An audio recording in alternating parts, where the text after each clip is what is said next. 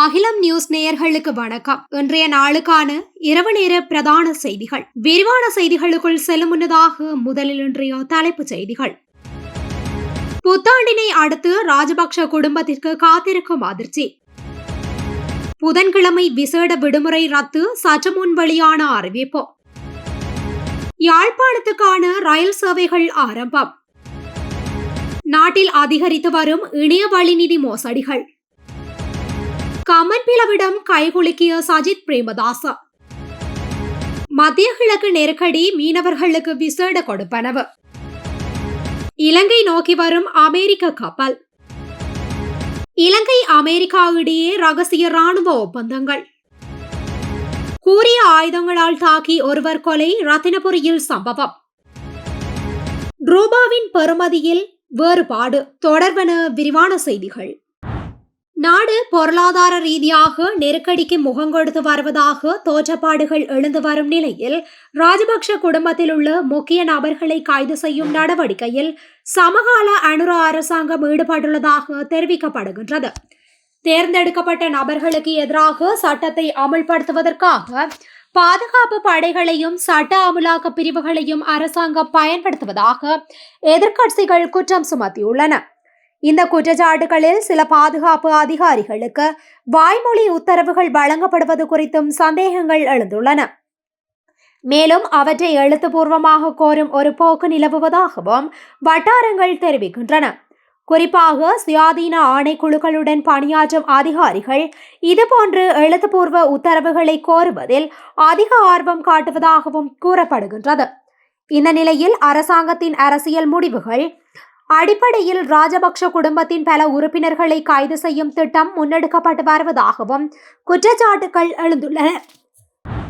இலங்கையில் ஒவ்வொரு புதன்கிழமையும் வழங்கப்படும் விசேட அரசு விடுமுறையானது எதிர்வரும் 8ஆம் திகதி முதல் ரத்து செய்யப்படுவதாக அத்தியாவசிய சேவைகள் ஆணையாளர் நாயகம் அறிவித்துள்ளார். எரிபொருள் நெருக்கடி மற்றும் போக்குவரத்து சிரமங்களை கருத்தில் கொண்டு அரசு அலுவலகங்கள், பாடசாலைகள், பல்கலைக்கழகங்கள் மற்றும் நீதி சேவை துறைகளுக்காக இந்த விசேட விடுமுறை வழங்கப்பட்டு வந்தது. இதன்படி எதிர்வரும் புதன்கிழமை முதல் அனைத்து அரசு நிறுவனங்களும் கல்வி நிறுவனங்களும் வழமை போன்று இயங்கும் என தெரிவிக்கப்பட்டுள்ளது. அவர் மேலும் தெரிவிக்கையில், எரிபொருள் விநியோகத்தை சீராக முன்னெடுப்பதற்காக ஏப்ரல் மாதத்திற்குள் 9 எரிபொருள் கப்பல்கள் இலங்கைக்கு வருகை தரவுள்ளன. எனவே பொதுமக்கள் இதுகுறித்து அச்சமடைய தேவையில்லை. மத்திய கிழக்கு போர் வெடித்ததன் பின்னர் உருவான எரிசக்தி நெருக்கடியை அரசாங்கம் ஏற்கனவே வெற்றிகரமாக நிர்வகித்துள்ளது. தட்டுப்பாடுகளை குறைப்பதற்காக அறிமுகப்படுத்தப்பட்ட QR குறியீடு அடிப்படையிலான விநியோகம் ஒன்றை ஒற்றை இரட்டை இலக்க முறை மற்றும் புதன்கிழமை பொது விடுமுறை என்பன குறுகிய கால தீர்வுகளாகவே நடைமுறைப்படுத்தப்பட்டன. தற்போது எரிபொருள் வரிசைகள் குறைந்துள்ளன. விநியோக நிலைமை மேலும் சீரடையும் பட்சத்தில் தற்போதுள்ள கட்டுப்பாடுகளை படிப்படியாக நீக்க அரசாங்கம் தயாராக உள்ளது. அத்துடன் QR முறைமை தற்போது வினைத்திறனாக செயல்பட்டு வருவதாகவும் விநியோக கட்டமைப்பை வலுப்படுத்துவதன் மூலம் நாட்டின் இயல்பு நிலையை உறுதிப்படுத்த அரசாங்கம் முன்னுரிமை அளித்து வருகின்றது என குறிப்பிட்டுள்ளார். கொழும்பிலிருந்து யாழ்ப்பாணம் காங்கேசன்துறைக்கான ரயில் சேவைகள் மீண்டும் ஆரம்பிக்கப்படவுள்ளதாக ரயில்வே திணைக்களம் தெரிவித்துள்ளது. குறித்த சேவைகள் எதிர்வரும் 9ஆம் திகதி முதல் மீண்டும் ஆரம்பிக்கப்படவுள்ளதாக அறிவிக்கப்பட்டுள்ளது. தித்வா சூறாவளி காரணமாக வடக்கு ரயில் பாதையின் 14 இடங்கள் கடுமையாக சேதமடைந்திருந்தன. ஆரம்பத்தில் தற்காலிக திருத்தங்கள் மேற்கொள்ளப்பட்டு கொழும்பு கோட்டை முதல் யாழ்ப்பாணத்திற்கு இடையில் குறைந்த வேகத்தில் ரயில்கள் இயக்கப்பட்டன. பின்னர் குறித்த 14 இடங்களிலும் நிரந்தர புனரமைப்பு பணிகளுக்காக கடந்த ஜனவரி மாதம் 19ஆம் திகதி முதல் ரயில் சேவைகள் தற்காலிகமாக இடைநிறுத்தப்பட்டன. இந்திய அரசாங்கத்தின் $5 மில்லியன் நிதியுதவியின் கீழ் இந்த அபிவிருத்தி பணிகள் முன்னெடுக்கப்பட்டது. சுமார் 2 மாத காலப்பகுதியில் பாதிக்கப்பட்ட 14 இடங்களும் சீரமைக்கப்பட்டதுடன் பணிகளும் வெற்றிகரமாக நிறைவு செய்யப்பட்டுள்ளது. அனைத்து பணிகளும் நிறைவடைந்துள்ள நிலையில் ஏப்ரல் 9ஆம் திகதி முதல் வடக்கு ரயில் பாதை வழமைக்கு திரும்பவுள்ளது. நாட்டில் இணையவழி நிதி மோசடிகள் அதிகரித்து வருவதாக இலங்கை காவல்துறையினர் எச்சரிக்கை விடுத்துள்ளனர்.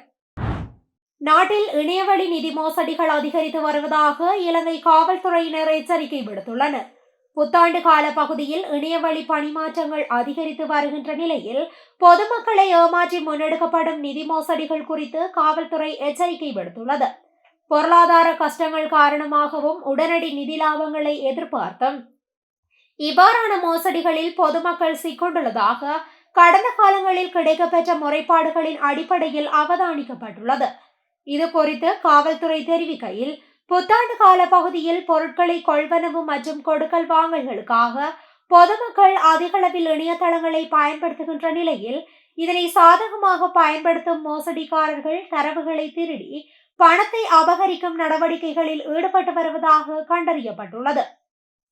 அதன்படி புத்தாண்டு சலுகைகள் மற்றும் பரிசுகள் தொடர்பான போலி அறிவிப்புகள், போலியான வங்கி இணையதளங்கள் மற்றும் வங்கி செயலிகளை புதுப்பிக்குமாறு கோரும் செய்திகள், போலியான QR குறியீடுகளை ஸ்கேன் செய்ய தூண்டுதல், மின்னஞ்சல் மற்றும் குறுஞ்செய்திகள் ஊடாக முன்னெடுக்கப்படும் மோசடிகள் என்பன குறித்து அவதானமாக செயற்படுமாறு அறிவுறுத்தப்பட்டுள்ளது.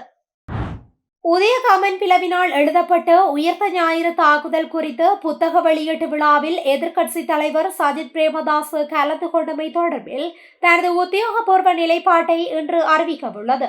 இதுகுறித்து தேசிய அமைப்பாளர் திஷா அத்தநாயக்க தெரிவிக்கையில், உதய கமன்பில விடுத்த அழைப்பின் பேரில் அரசியல் காரணங்களுக்காக அன்றி ஈஸ்டர் தாக்குதலின் பின்னால் உள்ள உண்மைகளை அறியும் பொதுவான ஆர்வத்தின் காரணமாகவே சஜித் பிரேமதாச பங்கேற்றார்.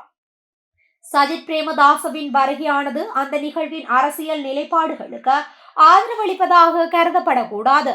கட்சிக்குள் ஏற்பட்டுள்ள இந்த முரண்பாடான நிலைமைகளை தொடர்ந்து இன்று நடைபெறவுள்ள கட்சியின் முகாமைத்துவ கூட்டத்தில் இதுகுறித்து விரிவாக ஆராயப்படவுள்ளது என்றார் திஷா அத்தநாயக்க.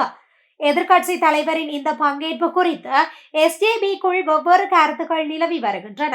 அதேவேளை உயிர்த்த ஞாயிறு தாக்குதல் குறித்த புத்தக வெளியீட்டு விழாவில் முன்னாள் ஜனாதிபதி மஹிந்த ராஜபக்ஷவும் கலந்து கொண்டமை குறிப்பிடத்தக்கது. மத்திய கிழக்கு பிராந்தியத்தில் நிலவும் போர் பதற்றம் காரணமாக உலக சந்தையில் எரிபொருள் விலை அதிகரித்துள்ளதோடு எரிபொருள் விநியோகத்தில் ஏற்பட்டுள்ள நெருக்கடி நிலைமையினால் நாட்டின் மீன்பிடித்துறை எதிர்நோக்கியுள்ள பாரிய பிரச்சினைகள் குறித்து கடற்தொழில், நீரியல் மற்றும் கடல் வளங்கள் அமைச்சர் ராமலிங்கம் சந்திரசேகரும் ஜனாதிபதி அவர்களுக்கும் இடையிலான விசேட கலந்துரையாடல் ஒன்று நடைபெற்றுள்ளது. மீன்பிடி தொழிலை விரைவாக இயல்பு நிலைக்கு கொண்டு வருதல் மற்றும் மீனவ சமூகம் எதிர்நோக்கும் பொருளாதார நெருக்கடியை குறைக்கும் நோக்கில் அவர்களுக்கு விசேட கொடுப்பனவு ஒன்றை வழங்குவது குறித்து இந்த கலந்துரையாடலில் விசேட கவனம் செலுத்தப்பட்டது. இதற்கமைய குறித்த கொடுப்பனவை வழங்குவது தொடர்பான இறுதி தீர்மானம் இன்று நடைபெறவுள்ள அமைச்சரவை கூட்டத்தில் எடுக்கப்படவுள்ளதாக அமைச்சர் குறிப்பிட்டுள்ளார். இங்கு மேலும் கருத்து தெரிவித்த அமைச்சர் ராமலிங்கம் சந்திரசேகர், உலகளாவிய அரசியல் நெருக்கடிகளுக்கு மத்தியிலும் தேசிய பொருளாதாரம் மற்றும் உணவு பாதுகாப்பிற்கு குறிப்பிடத்தக்க பங்களிப்பை வழங்கும் மீனவ சமூகத்தை பாதுகாப்பது அரசாங்கத்தின் முதன்மையான பொறுப்பாகும்.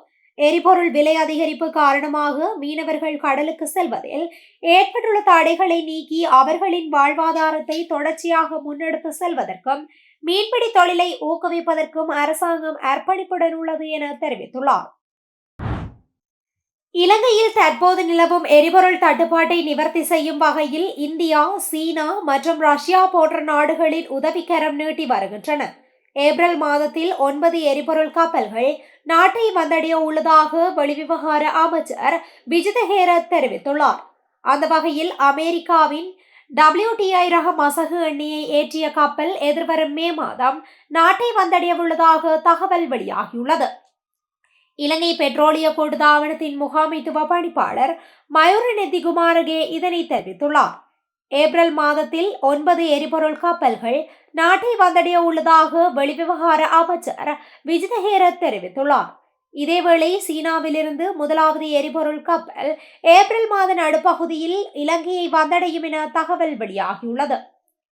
இந்நிலையில் எரிபொருள், நிலக்கரி மற்றும் உரம் ஆகியவற்றை பெற்றுக்கொள்வதற்காக ரஷ்யாவுடன் அரசாங்கங்களுக்கு இடையிலான நேரடி ஒப்பந்தங்களை மேற்கொள்ள அரசாங்கம் திட்டமிட்டுள்ளமை குறிப்பிடத்தக்கது. இலங்கையின் தற்போதைய தேசிய மக்கள் சக்தி அரசாங்கம் அமெரிக்கா, இந்தியா மற்றும் ஜப்பான் ஆகிய நாடுகளுடன் மேற்கொண்டுள்ள ரகசிய இராணுவ ஒப்பந்தங்களை மேற்கொண்டுள்ளதாக மக்கள் போராட்ட இயக்கத்தின் செயற்குழு உறுப்பினர் வசந்த முதலிகே தெரிவித்துள்ளார். இந்த நிலையில் அனுரா அரசாங்கம் குறித்த ஒப்பந்தங்களை நாட்டு மக்களுக்கு மறைத்து அந்த நாடுகளுக்கு அடிபணிந்து செயற்படுகின்றது என அவர் மேலும் குற்றம் சாட்டியுள்ளார். கொழும்பு கொள்ளுப்பட்டியில் உள்ள அமெரிக்க தூதரகத்திற்கு முன்பாக நேற்று முன்னெடுக்கப்பட்ட கன்னட போராட்டத்தின் போது ஊடகங்களுக்கு கருத்து தெரிவிக்கையிலேயே அவர் இவ்வாறு குறிப்பிட்டுள்ளார். அவர் அங்கு மேலும் உரையாற்றுகையில், அமெரிக்கா தனது ஏகாதிபத்திய ஆதிக்கத்தை நிலைநாட்டவும் பிற நாடுகளின் வளங்களை சுரண்டவும் உலகெங்கும் குண்டு தாக்குதல்களையும் ஆக்கிரமிப்புகளையும் கட்டவிழ்த்து விட்டுள்ளது. இலங்கை அரசாங்கம் தன்னை ஒரு சார்பற்ற நாடாக காட்டிக்கொண்டாலும் அமெரிக்காவுடன் பல்வேறு ரகசிய உடன்படிக்கைகளை மேற்கொண்டுள்ளது. குறிப்பாக கடந்த ஆண்டு ஏப்ரல் 5 இந்தியாவுடன் 7 பாதுகாப்பு உடன்படிக்கைகளை இந்த அரசாங்கம் ரகசியமாக செய்து கொண்டது. இன்று அந்த கருப்பு தினத்தின் 1ஆம் ஆண்டு நிறைவு என்பதும் குறிப்பிடத்தக்கது. ரத்தினபுரி பனாமுறை வேயாதுர பகுதியில் நபரொருவர் கூர்மையான ஆயுதங்களால் தாக்கப்பட்டு கொலை செய்யப்பட்டுள்ளதாக தகவல் வெளியாகியுள்ளது. நேற்று இடம்பெற்ற இந்த சம்பவத்தில் அதே பகுதியை சேர்ந்த 46 வயதுடைய ஒருவரே உயிரிழந்துள்ளதாக காவல்துறையினர் அடையாளம் கண்டுள்ளனர். சம்பவம் தொடர்பில் மேலும் தெரிய வருகையில், குறித்த நபர் நேற்றிரவு அப்பகுதியில் உள்ள வேறொரு வீட்டிற்கு சென்றிருந்த போது அங்கிருந்த இருவர் அவரை தாக்கியதுடன் கூர்மையான ஆயுதங்களாலும் தாக்கியுள்ளனர். இதனை அடுத்து பலத்த காயங்களுக்குள்ளாகி அவர் வைத்தியசாலையில் அனுமதிக்கப்பட்ட நிலையில் சிகிச்சை பலனின்றி உயிரிழந்தார். இந்த கொலைக்கான காரணம் இதுவரை வெளியாகவில்லை என காவல்துறையினர் தெரிவித்துள்ளனர். குறித்த சம்பவம் தொடர்பில் 2 சந்தேக நபர்கள் காவல்துறையால் கைது செய்யப்பட்டுள்ள நிலையில் சம்பவம் தொடர்பான மேலதிக விசாரணைகளை பானாமுறை காவல்துறையினர் முன்னெடுத்து வருகின்றனர். இன்றைய நாளுக்கான நாணய மாற்று விகிதங்களை இலங்கை மத்திய வங்கி வெளியிட்டுள்ளது. அதன்படி அமெரிக்க டாலர் ஒன்றின் கொள்முதல் பெறுமதி 311.73 ஆகவும் விற்பனை பெறுமதி 319.25 ஆகவும் பதிவாகியுள்ளது. ஸ்ட்ரேலிங் பவுண்ட் ஒன்றின் கொள்முதல் பெறுமதி 410.33 ஆகவும் விற்பனை பெறுமதி 423.13 ஆகவும் பதிவாகியுள்ளது.